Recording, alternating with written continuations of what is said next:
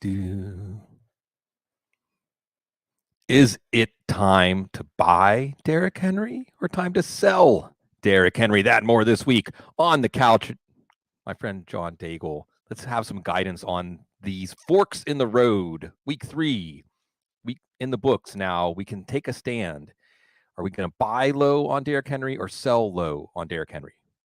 We are closer to selling low than we are buying.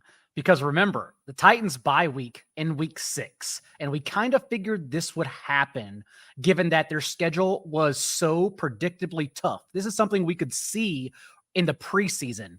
And right now, there has never been a time where Derrick Henry has been easily game scripted out of games more for his entire career because they have Tajay Spears, who is playing basically ahead of him. These last 2 games alone, Tajay Spears, 18 touches. Derrick Henry last year, remember, led all running backs, Josh Jacobs included, with 23.9 touches per game. This year, he's averaging 18.5 because he can't get on the field in the second half, and that's not going to change given the Titans' pass sieve of a defense in their secondary and just an absolutely pitiful offensive line that is not doing Ryan Tannehill any favors at a stage of his career where he needs all the help he can get. And so this tells you that Tajay Spears, to me, not that we're talking about him individually, we're talking about Derrick Henry, but Tajay Spears has so many outs to get there, and it's only week 4. The fact that he's already getting on the field and earning those 9 touches per game the past 2 weeks is good, but Derrick Henry can still be traded. Tajay is still the pass catching back. Even this past game, Derrick Henry only ran 6 routes. He can't get on the field in negative game script either because Spears is the better player to have in that position. So to me, it's clearly a sell low position. If you're going to carry a Titans player, just any player from the Titans, Spears is the guy. I looked at this one, John, and I remember in the preseason after they signed DeAndre Hopkins, feeling like, this is your plan, Derrick Henry and DeAndre Hopkins in like the October, November part of their career, basically. This is what's going to pull your offense out of the ditch in this offensive line. Like you said, it was kind of predictable. And at first it looked like it was going to be okay against the Saints, against a tough team. They played them tough. They're going to remain competitive, these Mike Vrabel teams. But the Cleveland defense, and maybe just the Cleveland defense, maybe John will look back and say, wow, a lot of players are going to have their worst games against the Cleveland defense. We'll watch Lamar Jackson this weekend. But I agree with you. I think we can set up, so we're far enough away from shore now that we don't see it. We're at sea, right? 3 weeks in, we're at sea. But the shore is still in our minds. The shore is what we paid for these players in drafts.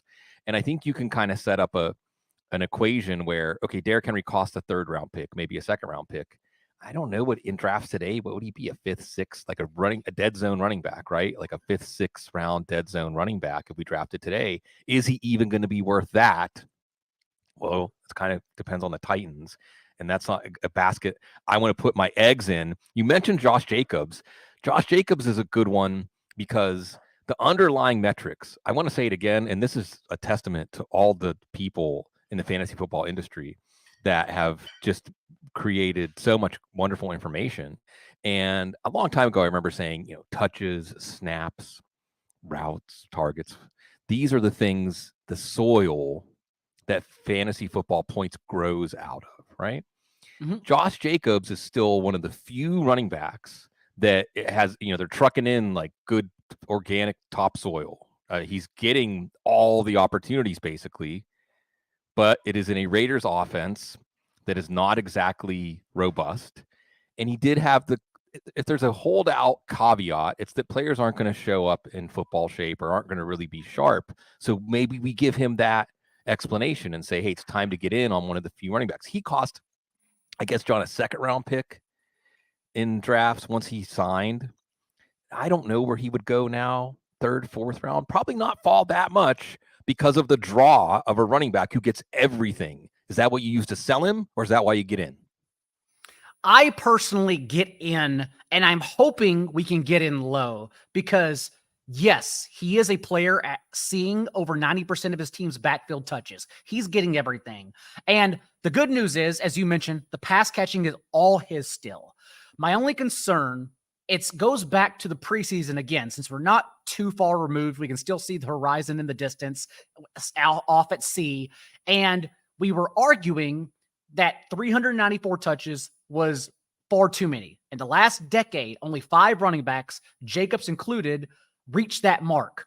And then the other 4 running backs the following year, whenever they played football, because Le'Veon Bell was a holdout, all didn't exceed 237 touches. It seems to be 390 touches, a number that is not arbitrary, that literally drowns you due to the workload the next year. And I think that's why, not because of the matchups against the Broncos, Bills, and Steelers to date, but I think honestly, it's because of his bones just being drilled right now.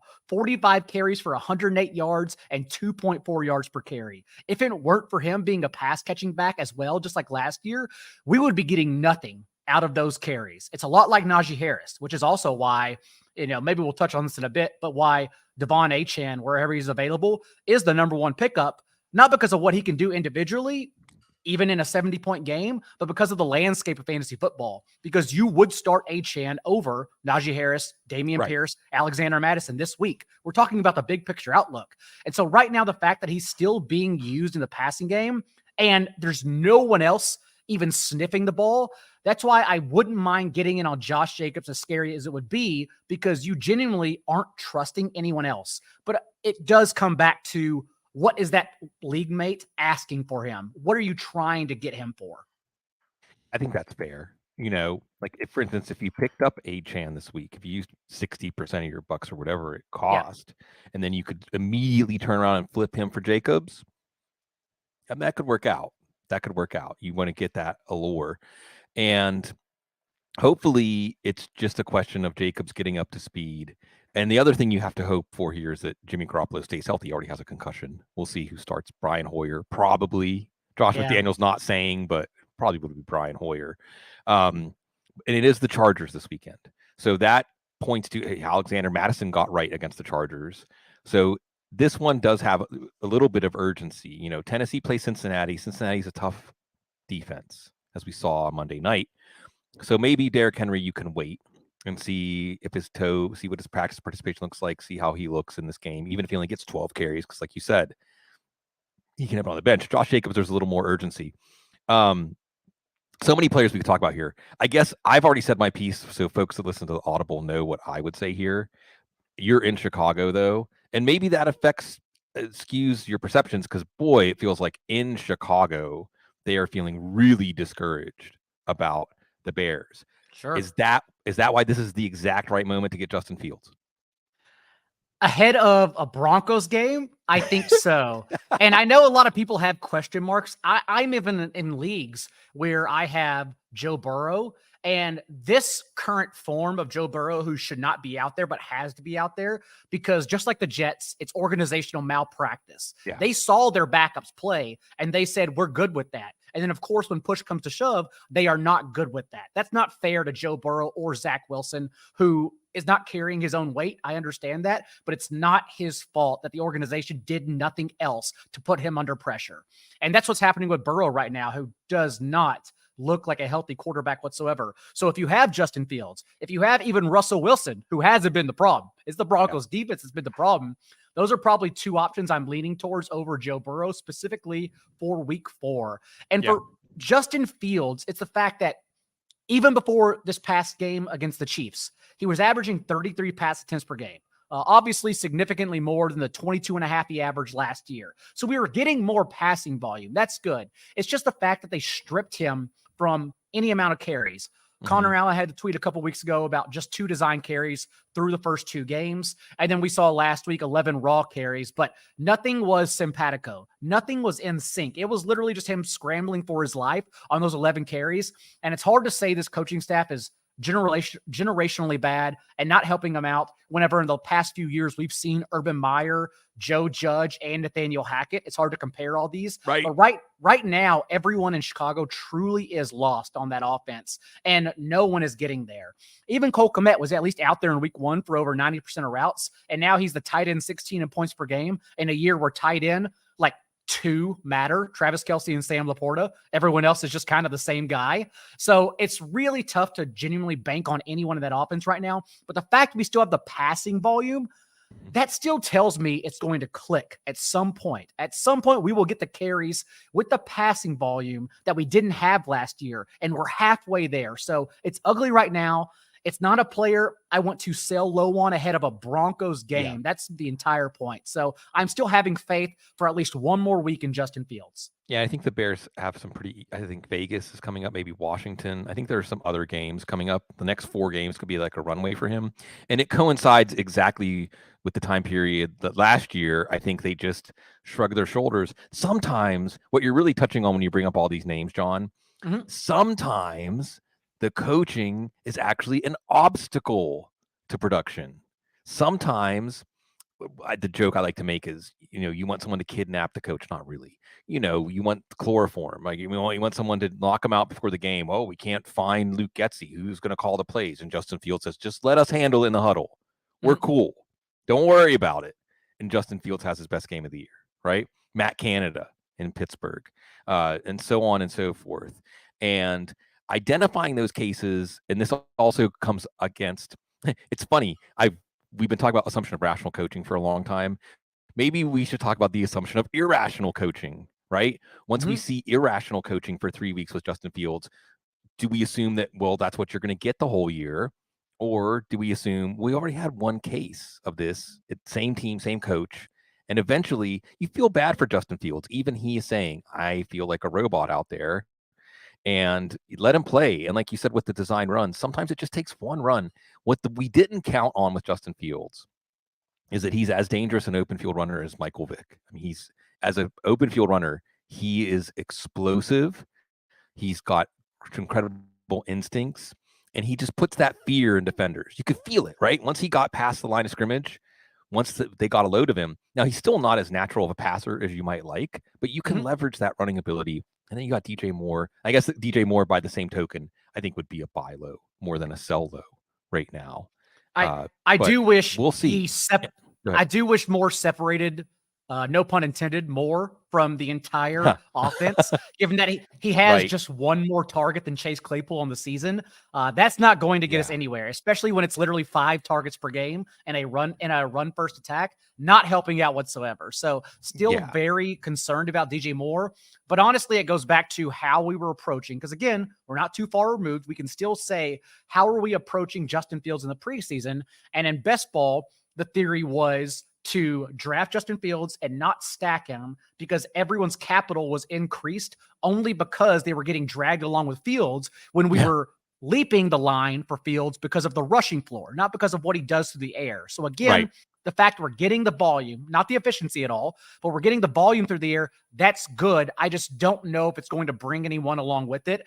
It's very similar to what's happening in Washington in that if everyone gets there, no one gets there. Terry McLaurin and Jahan Dotson with a 17% and 16% target share. Curtis Samuel with a 12% target share. Those guys can't get there when the ball is that spread out.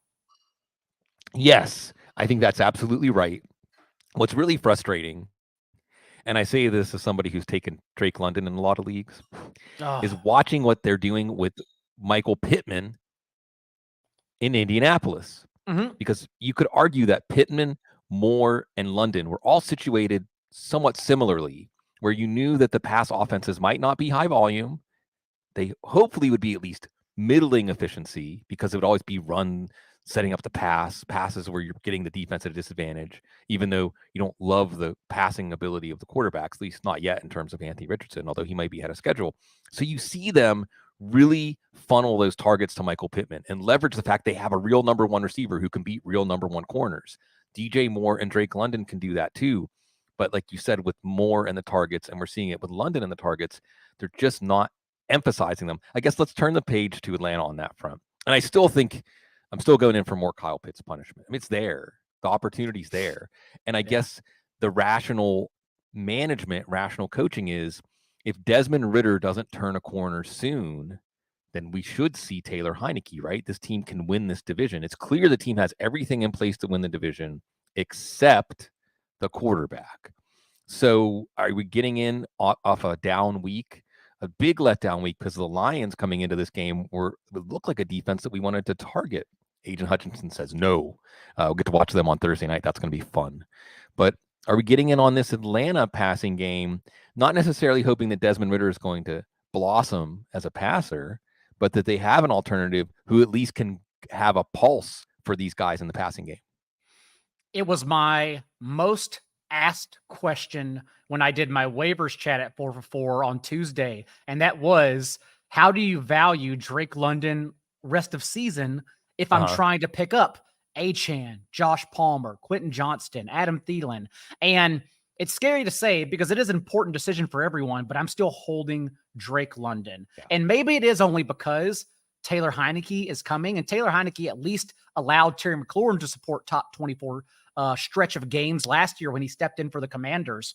But right now, the offense is clearly the quarterback's fault, the lack of success there.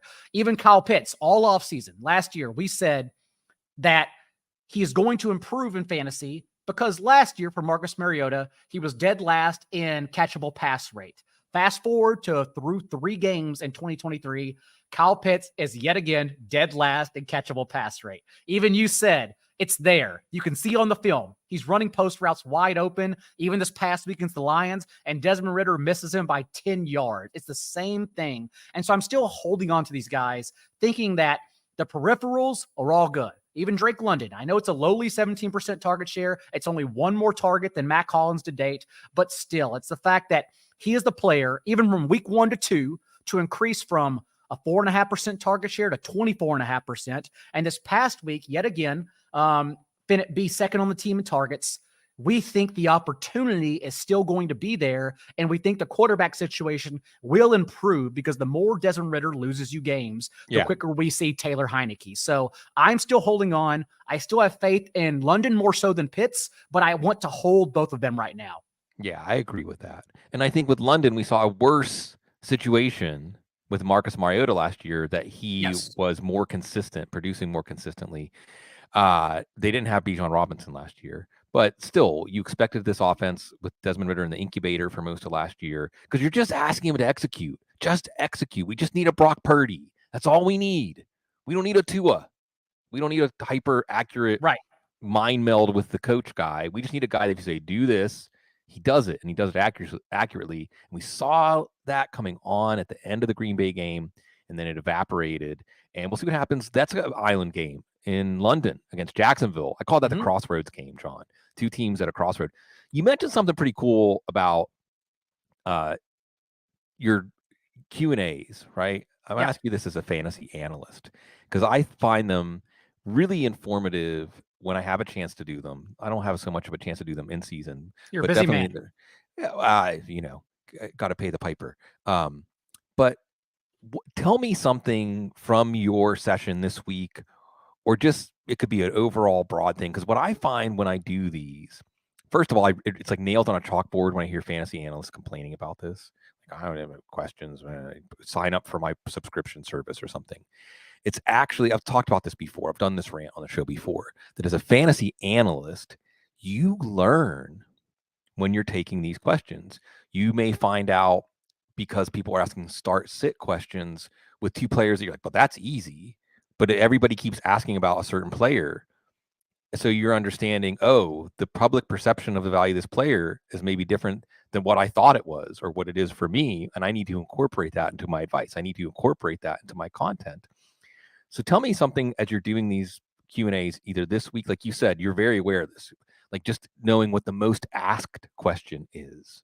It's the questions where people want some guidance because they're confused. To be honest, sometimes I'm looking at stuff that I need to give affirmative advice on, and I'm not quite sure. It's part of the reason I like doing these shows with smart people like yourself, John. So what's something that came up in this week's session or has come up so far in this year's sessions, or you can riff on this topic however you want, of like what you've learned by taking questions from people? For one, I enjoy them because I like teaching through them. Yes, a lot of people will show up and do start sits, but I fortunately built a community up that understands we don't ask start sits on Tuesday because it's a waste of your time and mine.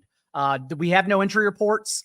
We still have turning around to do for matchups. Like the waiver wire column, I try to build it to be where you can play matchups through it, not just a list of player names. But at the same time, I still have a lot of data I need to turn around by Wednesday afternoon. So I am not helping you by answering your start sit question. So we stopped that there. But honestly, a lot of the times, I will still take a start sit question and then analyze the situation for both players because I think still giving a fishing pole is better than giving you fish. I can at least tell you this happened to these two players, and that's why I'm high on them. I think the three most common situations were Drake London, which we talked about, which I'm holding right now for all the reasons we discussed. Breece Hall or Devon Achane rest of season is very interesting, given that the potency and the ceiling of the Jets offense is very bad, has ruined Hall's ceiling. And honestly, it's not going to get better given that now their options are Tim Boyle and Trevor Siemian. At the same time, at some point, we think Dalvin Cook, his usage is going to go away entirely because right now it just doesn't matter. The RB 33, 78, and 37 through 3 games on 10.5 touches per game. And this past week, I know we didn't get there, but Breece Hall, that was the first time, week 3, that he handled over 40% of the team's backfield touches, and he was at 52%. We think that slowly increases with every passing game. And the fact we're already over half the team's touches, we're going to get there in the next 2 or 3 games, I would think. And that's what we need, just Breece Hall to get all the touches. So I'm also still high on Breece Hall, but it does beg the question rest of season then, how do I value Achane? And as we mentioned earlier, we have to put him up there around an RB2 rest of season because we would still start him over some of those guys we talked about where the touches are just practically useless. Najee Harris got over 20 touches on Sunday night, and it doesn't even matter. Dameon Pierce had 15 carries, and it didn't even matter because of their offensive situations. Not their fault, but it's what's happening right now in fantasy football. So thinking bigger picture with those questions also helps me out, and thus then I can help everyone else out even more. And then the third one I was asked about the most was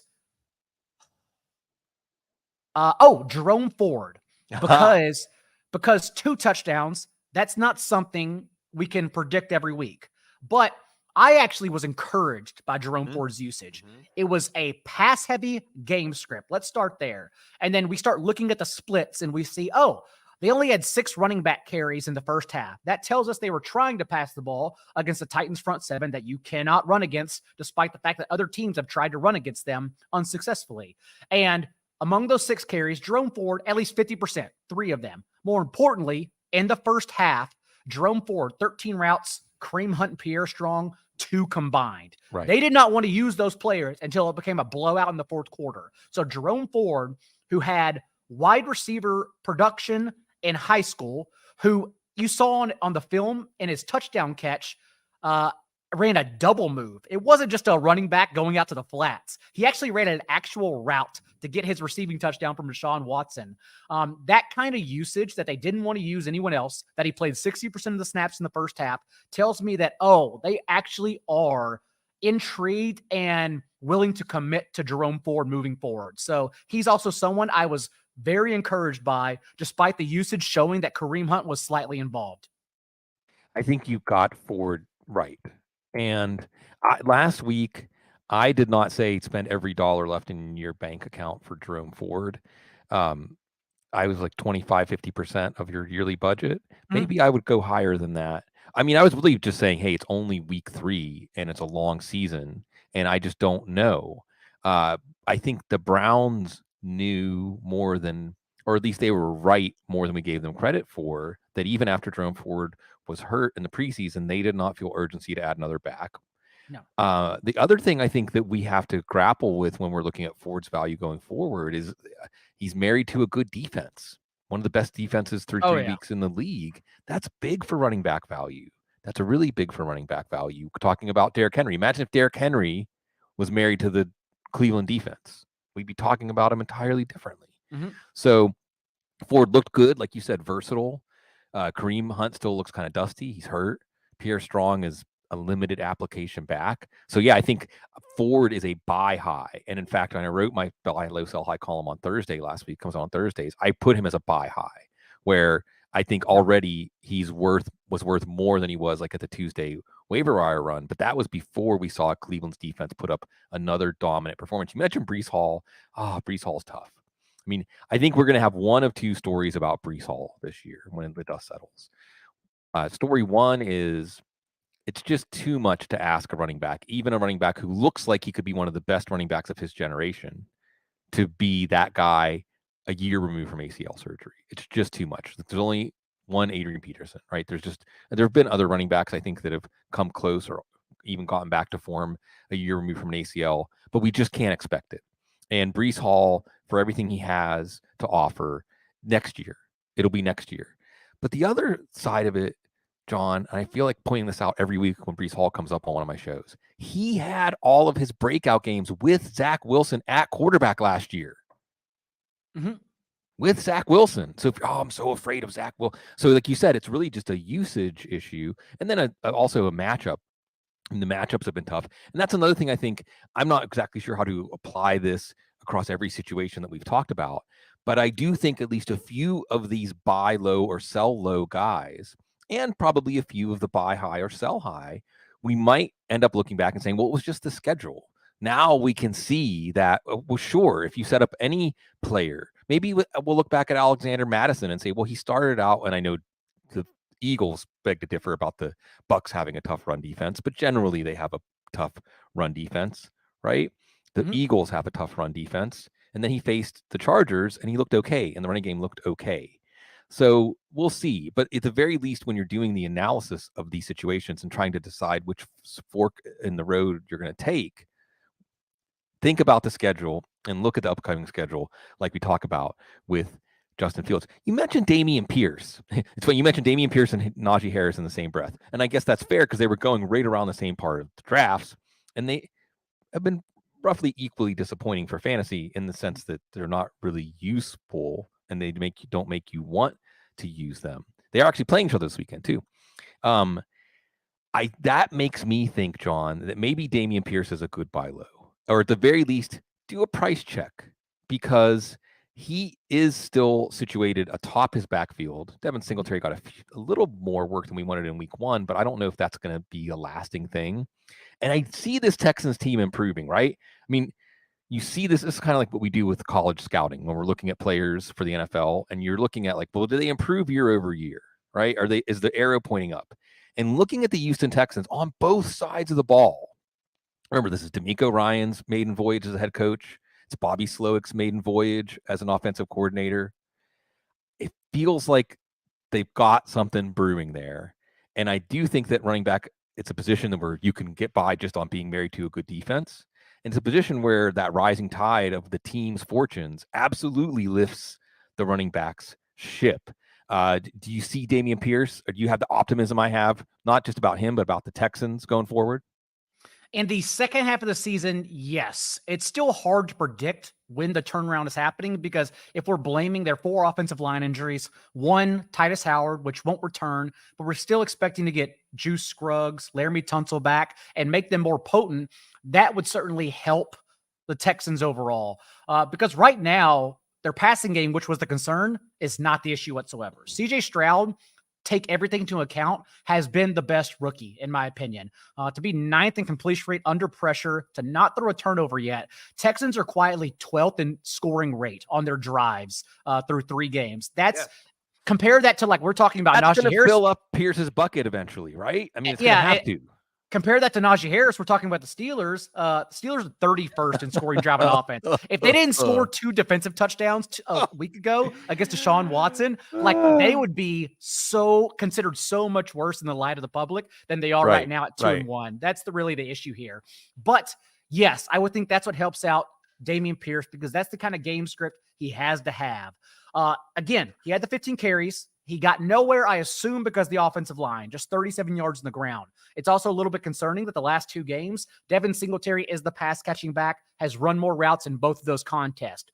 But if we think the Texans, when they get healthy, can still put themselves into positive situations to lean on Pierce with a healthy offensive line and quarterback we trust, then yes, that's a player that we trade for thinking week 10 on. A lot like Quentin Johnston, right? Like whenever Mike Williams was carted off the field, which even brings so much nuance into wide receivers off the waiver wire this particular week. Mm-hmm. When Mike Williams was injured in the third quarter, from that point forward, Justin Herbert had 10 dropbacks, and it was Keenan Allen and Josh Palmer who ran a route on every single one of those dropbacks. Quentin Johnston only ran around on 3 of 10. But long-term, given the first-round capital, we still think Quentin Johnston will eventually play over Josh Palmer. It's just a matter of pinpointing when that will happen, and no one can do that confidently, especially because the Chargers have a week 5 bye. Like, it may not even be enough time to integrate a rookie full-time into the 3-wide set. So I don't know when, but it's those bets you make, Marvin Mims included. You just pop your shots, understanding where your roster is, and stash them for week 10 on, right? If you have that kind of opportunity. Yeah, I think to put it in a more broad way, John, it's like you can look at a situation in a player and say it's gonna get better. Yeah. You can even look at the schedule and try to pinpoint a stretch in the schedule where it could get better. But if you feel that, then the time is nigh. Like, to go ahead and get the player, because you're going to regret it. Like, it's not impossible. The thing about the Steelers' run defense is that they have a good run defense, but if you can get past the first 2 levels, there can be big plays against the Steelers' run defense. And we'll see if the Texans can keep TJ Watt and Alex Highsmith at bay.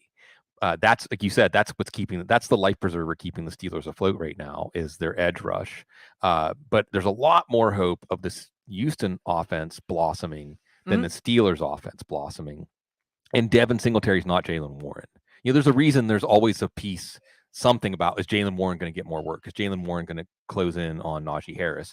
And I think this is another one of those issues that comes up again and again. If Najee Harris was a undrafted free agent and Jaylen Warren was a first-round pick, I don't even know if Harris would get like 10 touches a game, right? But alas, this is the NFL. This is how these teams are managed, and we always have to factor this in. But the Steelers' offense, if there's a split backfield, nothing good. This is it. It's this weekend against the Texans, because would they give up 3 rushing touchdowns in week 1, right? The Texans, Zach Moss found himself against them in week 2. And even last week, while the Jags offense was having a lot of self-inflicted wounds, Travis Etienne was good. Tank Bigsby vultured the touchdown, but it was still there. So if the Steelers' running game doesn't get on track, because Lord knows they've put a lot into getting it on track. I mean, that's the offense, really. The running game, they had it going kind of at the end of the year last year.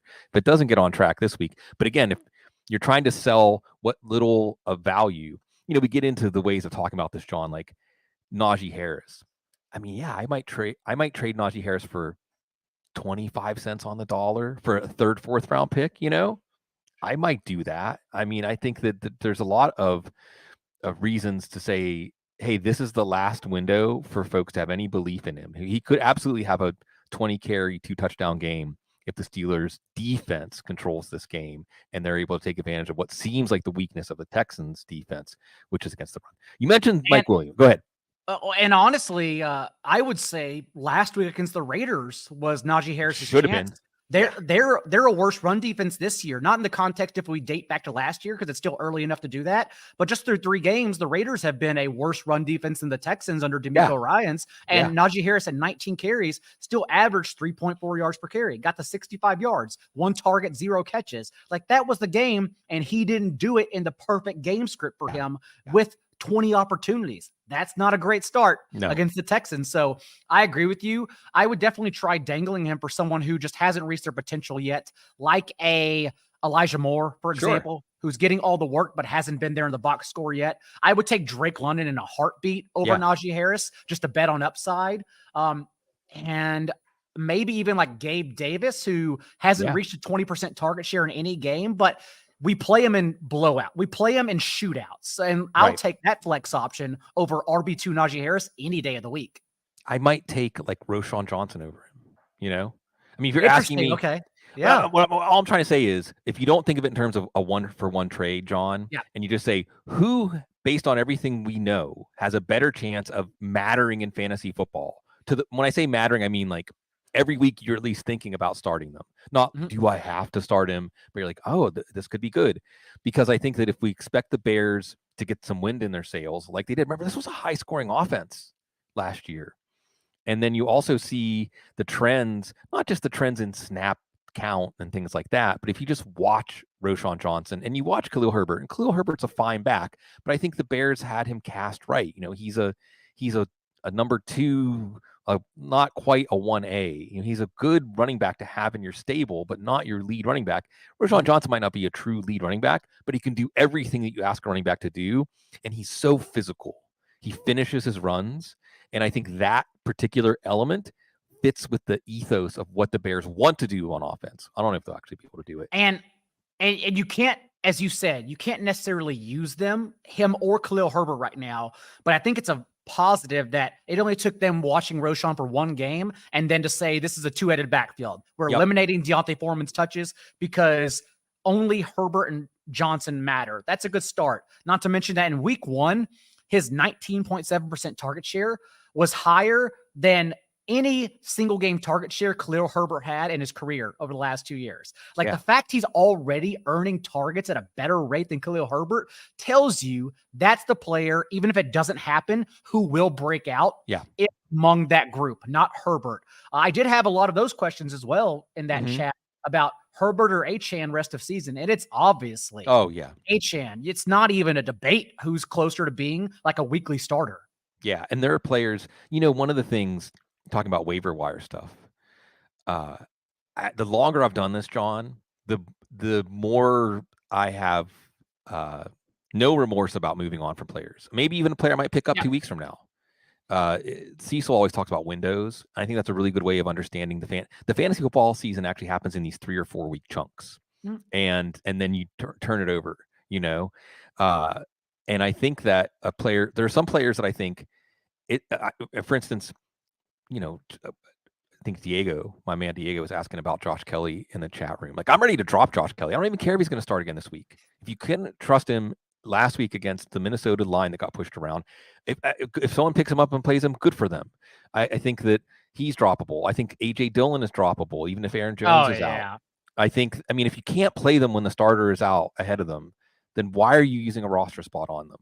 I think Antonio Gibson, I have no remorse about dropping him at this point to try something else. Like, I'd rather have Rico Dowdle, maybe he's the answer for their red zone woes. This is why I always stress, Sig, deeper or shorter benches still in deeper league. Even if you're 12, 14 team league, you make it 4 or 5 man benches and you force decisions on everyone. It even makes me have more fun. I'm in those, I think we both are in those flex leagues for Sirius in New York. And we have 5, 6 man benches. I dropped Jahan Dotson. I was forced to drop Devon Achane in week 1. I didn't want to, but it forces your head. And that's what I prefer. And so now, like, since I have a zero RB team with Puka there, I now have to stash my bench only with running backs. Since I used all my fab on Puka after week 1.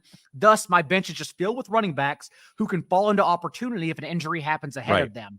I prefer that method. I don't want a roster where I'm forced to keep Sky Moore. I want to cut Sky Moore immediately. I don't want a roster where Tyler Higbee has to be on it. I want to cut Tyler Higbee immediately. So I always prefer shorter benches.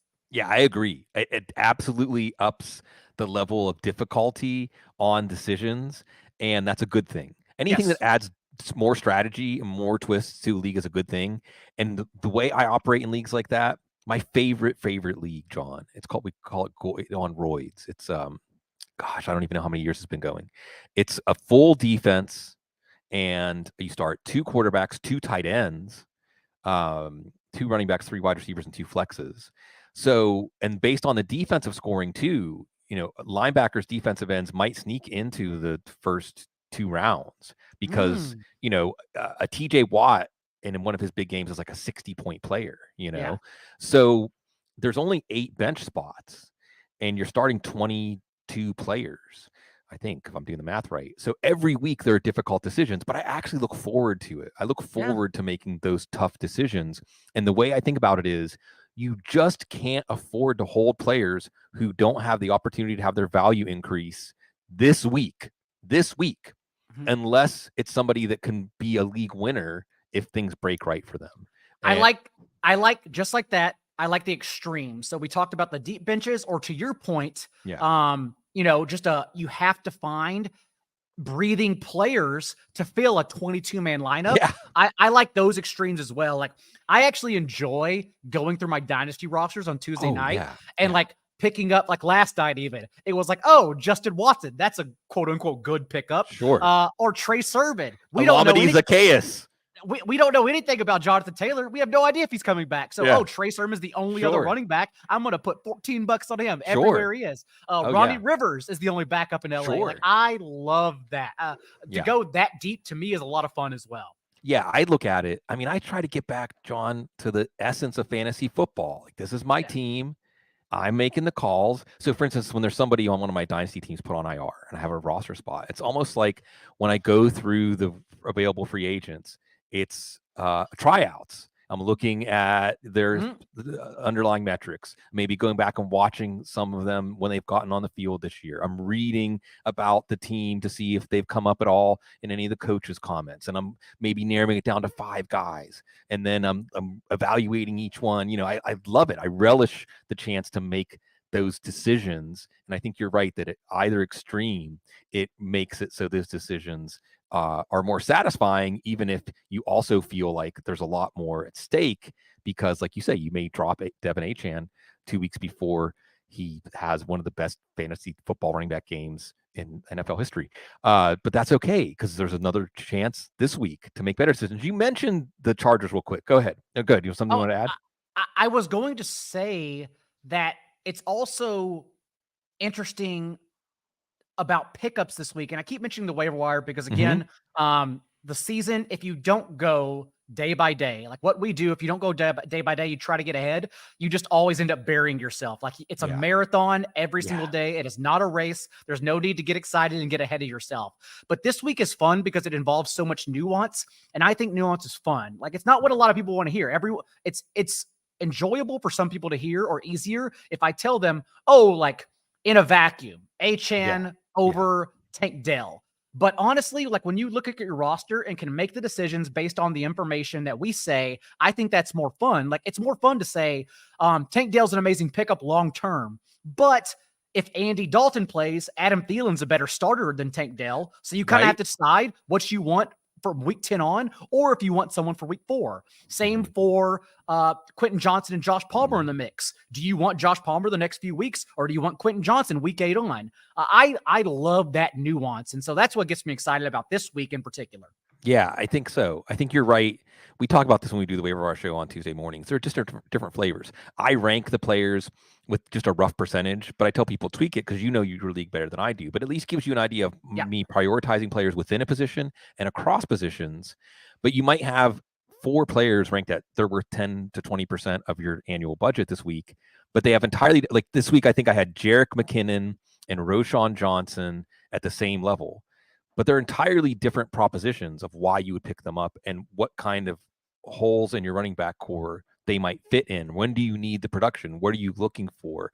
And then maybe depending on what you're looking at, if you just need a starter for this week, maybe you just throw a unit at like Melvin Gordon and say, well, I'm just going to pick up Melvin Gordon and see. So go ahead. Marvin Mims is a better long-term pickup than Josh Palmer, Quentin Johnston. He just is, because if he breaks into even 3 wide sets, we've already seen what he can do on just 10, 11 routes per game. But can your roster afford Marvin Mims? Like you said, you know your league better than I do. It is a case-by-case basis. So that's entirely on you, and I love that. Let me ask you, so I'll tee it up this way. I had Josh Palmer as like a 10 to 20% guy, and I only had Quentin Johnston at 3 to 5%. And I think you're right that, I mean, you can't just ignore Quentin Johnston because, number one, he's going to be on the field more. The Chargers run a ton of 3 wide. He's going to be on the field like 60, 70% of the time. And number 2, he has the magnificent gifts of a first-round pick, physical gifts of a first-round pick. Now, if you actually watch what the Chargers are doing, they're saying, Palmer. I mean, Palmer's the guy we want as the number 2 receiver. He's actually able to play that role right now. Johnston is not. And even going back to training camp in the preseason, you could just feel I got some questions about Jameson Williams this week, John. I'm like, I don't think the Lions are convinced he's ready to play a big role for them yet. No. So I'm not looking at him as a key preemptive pickup. I'll tell you who was my preemptive pickup of the week. Kyler Murray. Anyway, that's Sure. another one. If But you go through my Google history search on Monday nights, by the way, it's filled with things like that, like Kyler Murray timeline. Because I'm trying to get like I even talked about on my waiver show Aiden O'Connell, because that's how far we're trying to get ahead. Sure. Like we're getting ahead of Jimmy Super Garoppolo's flex. concussion. Yeah. Yes, and an amazing matchup against the Chargers. So I agree. It looks a lot like that whenever you're sifting through the deeper preemptive ads. So I think if Palmer and Johnston are anywhere near the same cost and Palmer's a good prospect, by the way. Palmer is not a slouch. Palmer was going up against good SEC corners, future NFL corners, and really came on in his senior year. His touchdown last week was a fugazi. I mean, it should have been intercepted, but whatever. He was ready. He caught it. And also, the other thing about both of these guys that's interesting is Kellen Moore comes out the first week with a Dallas Cowboys offense, basically a run-heavy offense, and it works, and it looks good. Yeah. And they should have beat Miami, which now looks even better, right? They should have beaten Miami. That's a big deal, right? And then he goes pass heavy. And then against the Vikings, who the Eagles looked at and said, we can just push them. Like, we can just push them down the field. He threw 30 passes by halftime, Justin Herbert did. So it's really your Chargers pass catchers now all have this multiplier of, wow, if this offense is really going to run through Justin Herbert, that's pretty exciting. But what's your thoughts on Johnston and Palmer, comparing them? Is it none of the above? Is it both? Either? It is both. And I think although long-term, as we've talked about throughout the show, the answer is still Quentin Johnston, since, again, first-round capital matters more so, in my opinion, than anything else the Chargers are telling us. And Josh Palmer, since we already saw the evidence, I already talked about, Mike Williams leaves, Josh Palmer runs around on every single drop back, not Quentin Johnston. Short-term, I imagine it will be Palmer. But the good thing for Palmer, if you get either of them off the waiver wire, is that we know their 3-wide sets are now dwindled. No one else is coming to take those roles. Darius Davis is not going to play over Palmer and Quentin Johnston. So no matter how it shapes up long-term, and it does make sense Johnston would eventually work into 2-wide sets since he ran 90% of his routes from the boundary for his career at TCU. He is not a slot receiver, which was always my pushback when people said Johnston was going to take Keenan Allen's role in the preseason. I said that does not make sense because Johnston did not play the slot in college. How would he take Keenan Allen's role? And so now that it's only 3 guys, that's it, then no matter what happens, who plays more between Palmer and Johnston, Palmer's on the field still in 3-wide sets. I also do think these past 2 games have enough questions on the board because there has been no Austin Eckler.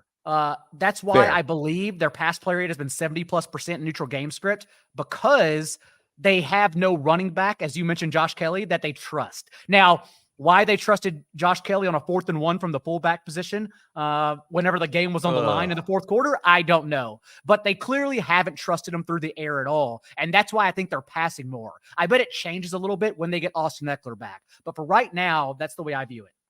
Yeah. Johnston, just real quick, not trying to get the last word on this. I just have this feeling that they're going to ask Johnston. They told us this. They're going to ask Johnston to do things they're not sure he's ready for. They have to. They don't have a choice. And I think we're going to see, Johnston had so many drops problems at college and was uneven this summer.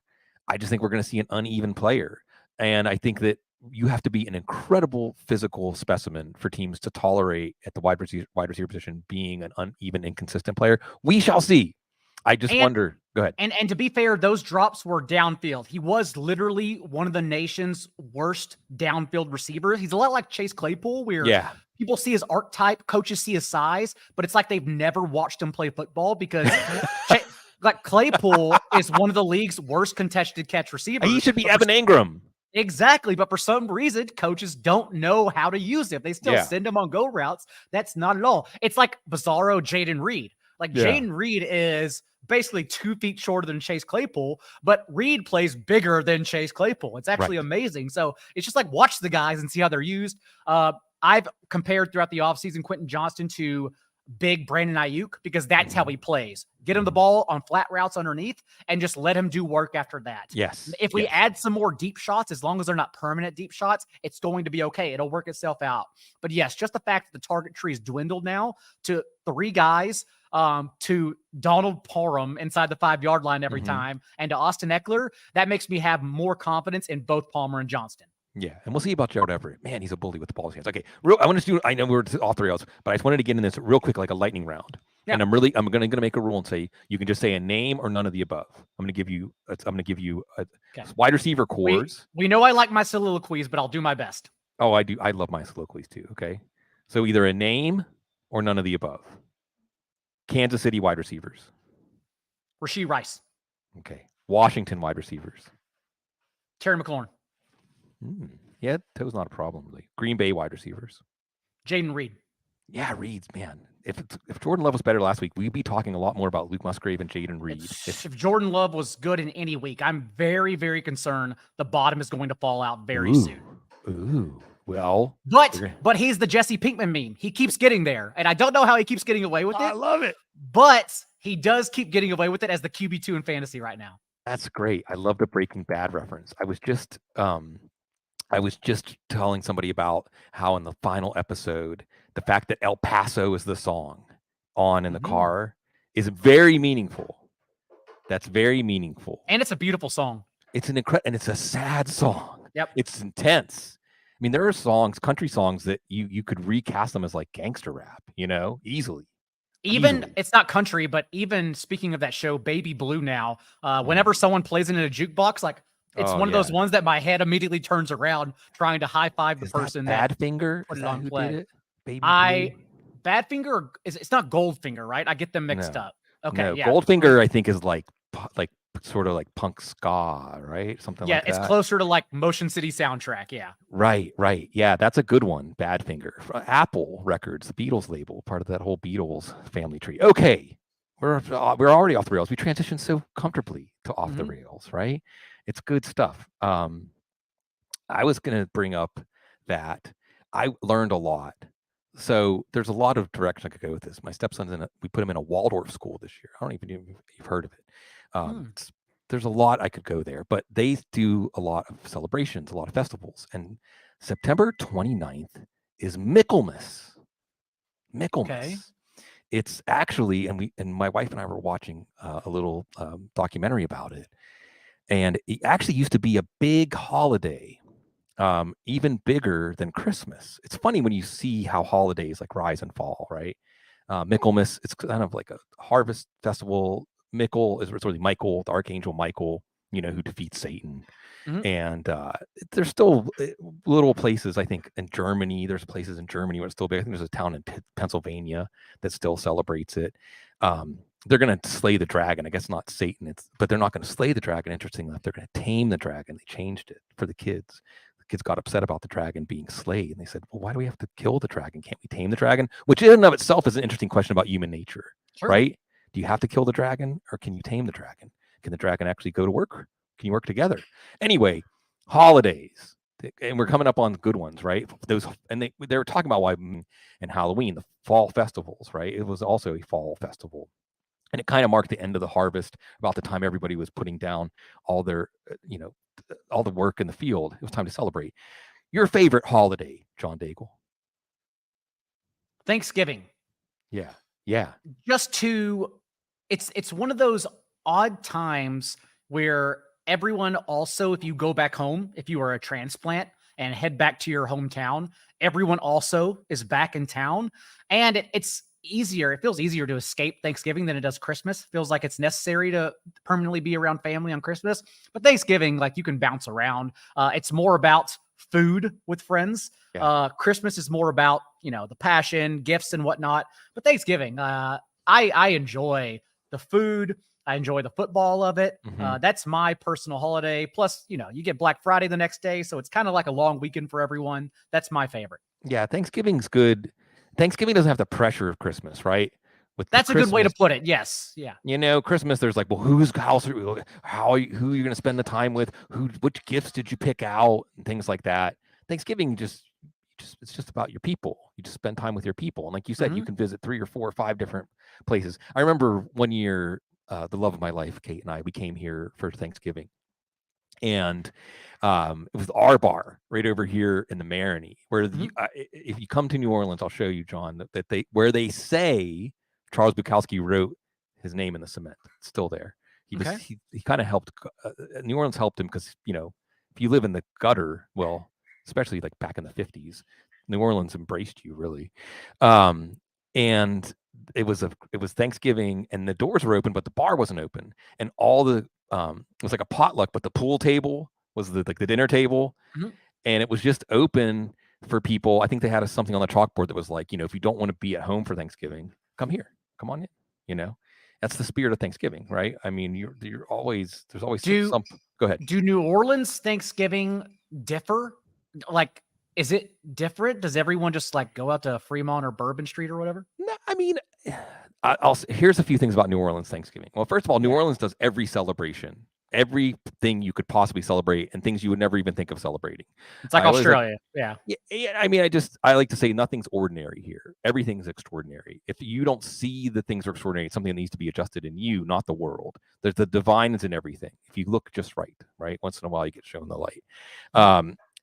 So a couple of the big things going here: the Bayou Classic, Southern versus Grambling. That's a really big deal.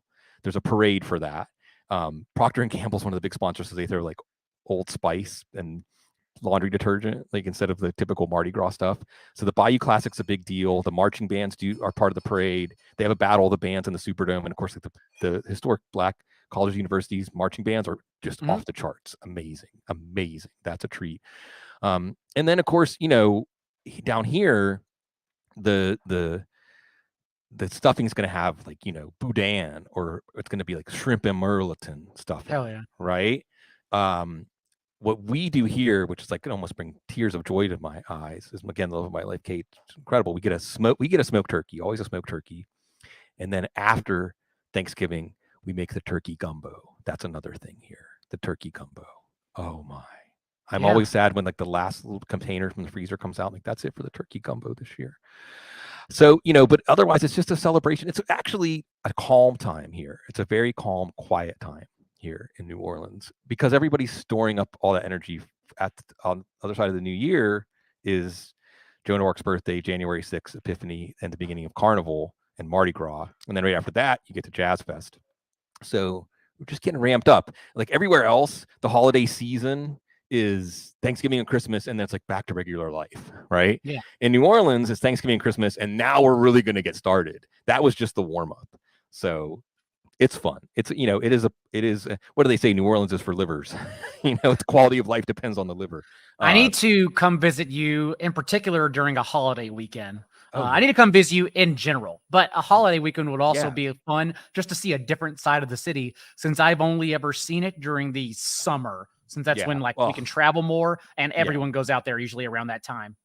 Yeah, well, the summer, it's just too hot. It's just not. This year's summer, I think it kept the hurricanes away. People think I'm crazy. I think it kept the hurricanes away, but the heat was just unbearable. But you can pick. I'm glad that you see this, because you can pick any holiday. There's an Easter parade. St. Patrick's Day is ridiculous. St. Patrick's Day is I can't even imagine. Absolutely ridiculous here.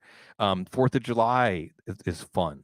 And then there are things that they've just made up here. Not some of these aren't necessarily my jam, but there's like White Linen Night. There's the Red Dress Run. They do like a running of the bulls, where the bulls are roller derby ladies that go around and hit people with rolled up newspapers. Like, just you name it. There's Southern Decadence. There's always some. We're getting into the festival season now, where like every weekend there's something, because, well, celebrate being alive. Like someone said to me a couple of months ago, they stuck with me when they said, "How are you doing?" I said, and she said, "Well, on the right side of the dirt," So that's which in the South means probably down bad, but understanding how to be grateful. Yes, exactly. Always gratitude. I saw George Cook here. I'll put this one up there. He said you went to New Orleans for a bachelor party last week and confirmed it's a good time. Lost a lot of money. I don't know if you went to the casino. They're actually jazzing up the casino down here. But I do think if you come to New Orleans, sadly, if I say this, but it's true, you come to New Orleans with your wallet open, it'll probably be kinder to you. But that's one side of New Orleans. And did you lose the money, or were you appreciative of spending the money? Right. Do you have stories that you might be exciting to tell if you remember them? I mean, I lost a few $100, but I was dressed in a hot dog suit at the poker table with someone yelling to give hot dog vodka shots. So did I lose that money, or was I having that story for this very moment in time? Exactly. Experiences. It's always a wonderful experience to hang out with my friend John Daigle, to hang out with all of you wonderful people in the chat room. And we'll continue to stew and ruminate on this stuff, and you'll continue to be kind enough to give us the opportunity to serve you because you're so classy.